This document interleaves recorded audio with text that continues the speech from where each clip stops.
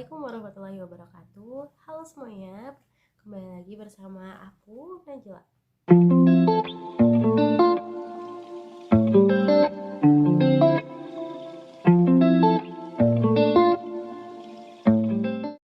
Oke, di video pembahasan pada kali ini aku bakal bahas tentang sejarah peradaban Islam di Singapura. Kenapa sih dari sekian banyaknya negara Asia Tenggara, Singapura ini memiliki keunikan dari sejarah peradaban Islamnya? Ada yang tahu nggak sih teman-teman semuanya? Kalau penasaran, jangan di skip, oke? Pembahasan yang pertama, kita akan membahas demografi negara Singapura. Seperti kita ketahui, negara Singapura ini merupakan negara yang memiliki jumlah penduduk kurang lebih 5.781.728 jiwa. Dan mayoritas penduduk di Singapura ini adalah etnis Tionghoa yang mencapai 73,4%. Dan sisanya yaitu ada etnis dari Melayu dan India. Melayu sendiri itu menduduki persenan 13,4% dan India sendiri adalah sisanya 9,1%. Dari sinilah kita bisa mengetahui bahwa mayoritas kepercayaan di Singapura ini adalah Buddha. Karena tadi sempat disebutkan Tionghoa ini merupakan mayoritas etnis di Singapura itu tersendiri.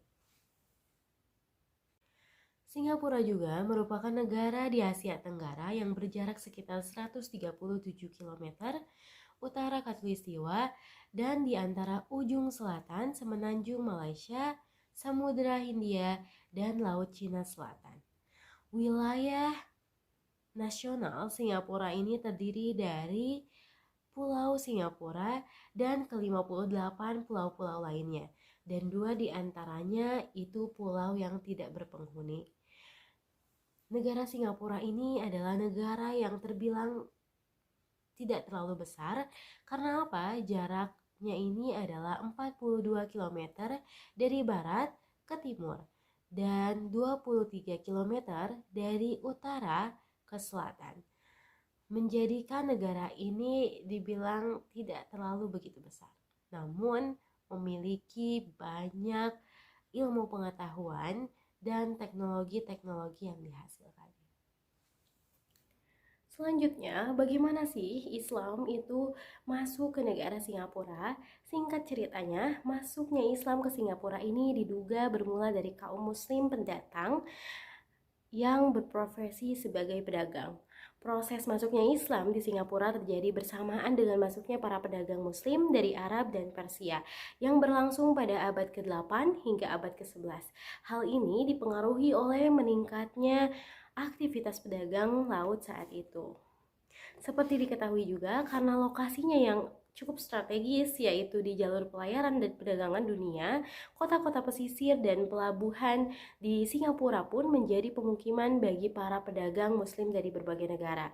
Para pedagang tersebut tidak hanya singgah, tetapi beberapa di antaranya juga ada yang menetap dan berkeluarga di wilayah tersebut. Dan inilah gitu yang menyebabkan ini Islam itu masuk ke negara Singapura tersebut. Seperti yang sudah dijelaskan tadi secara singkatnya, tentunya masuknya Islam ke negara Singapura ini meninggalkan jejak-jejaknya, baik itu secara fisik ataupun non fisik. Dan fisiknya ini adalah beberapa masjid yang ada di Singapura. Salah satunya yaitu adalah Masjid Sultan. Masjid Sultan ini merupakan masjid yang dibangun di Kampung Glam ini menjadi daya tarik utama bagi wisatawan asing yang datang ke Singapura itu. Dan masjid ini merupakan masjid terbesar di Singapura yang dibangun pada 1826 Masehi, meskipun ukurannya masih kalah gitu ya dibandingkan Masjid Istiqlal. Dan selanjutnya itu ada Masjid Hajjah Fatimah. Masjid ini terletak di sepanjang Beach Road di kawasan Kampung Glam. Pembangunannya mulai dilakukan pada 1846. Selanjutnya itu ada juga Masjid Omar Kampung. Masjid ini terletak di kawasan Kengbo Street. Bentuknya tidak terlalu besar, namun masjid ini merupakan yang pertama kali dibangun di Singapura. Dan masjid ini juga terbilang masjid tua yang terletak di tengah-tengah kawasan Singapore River Planning Area, Singapore Central Business District, dan kawasan jantung kota bisnis Singapura. Menurut sejarahnya, Masjid Omar Kampung ini dibangun oleh seorang saudagar kaya keturunan Arab asal Palembang, Sumatera Selatan, bernama Syed Abdullah bin Omar Al-Junaid pada 1820.